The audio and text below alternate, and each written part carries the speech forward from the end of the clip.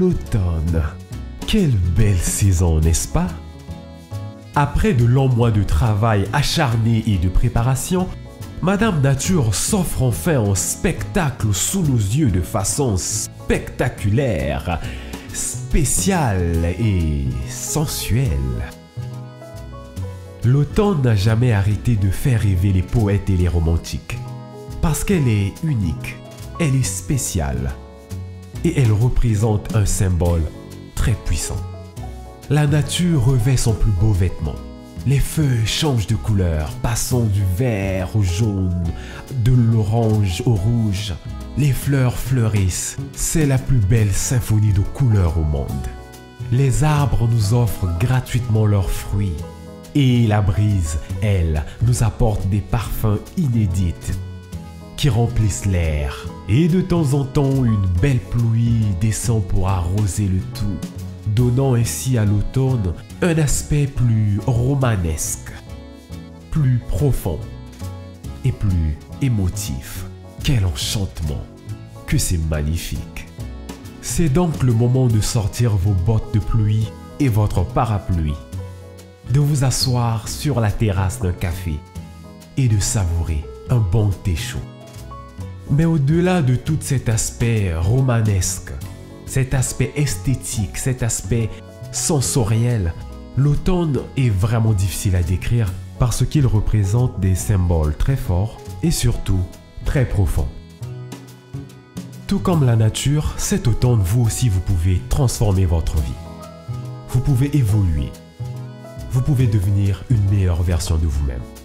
D'abord, l'automne rime avec autonome. Cette saison n'attend après personne. Quand elle est prête, elle démarre. Tout comme la nature, nous aussi nous pouvons apprendre à être autonomes, à faire les choses parce que nous savons que nous devons le faire, pas parce que les autres veulent que nous puissions le faire. C'est le moment pour vous de vous asseoir avec un bon livre et de vous éduquer, d'apprendre à être libre, être autonome émotionnellement, financièrement, socialement. C'est le moment pour nous d'évoluer, tout comme la nature. Cet automne, vous pouvez apprendre à être indépendant et arrêter de toujours dépendre de votre travail, de votre époux, votre partenaire, de votre téléphone.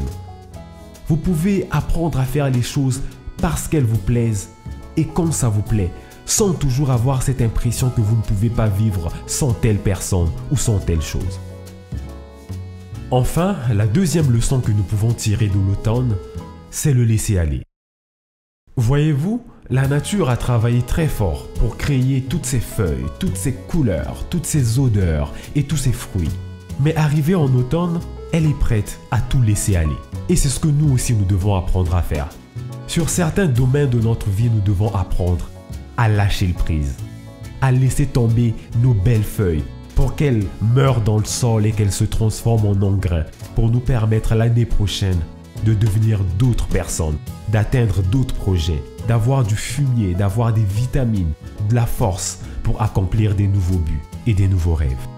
Les êtres humains, nous aimons accumuler les choses, accumuler les problèmes, accumuler des rancunes, accumuler du matériel.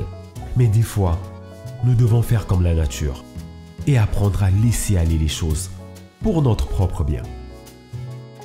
Alors, cet automne, apprenez à être autonome.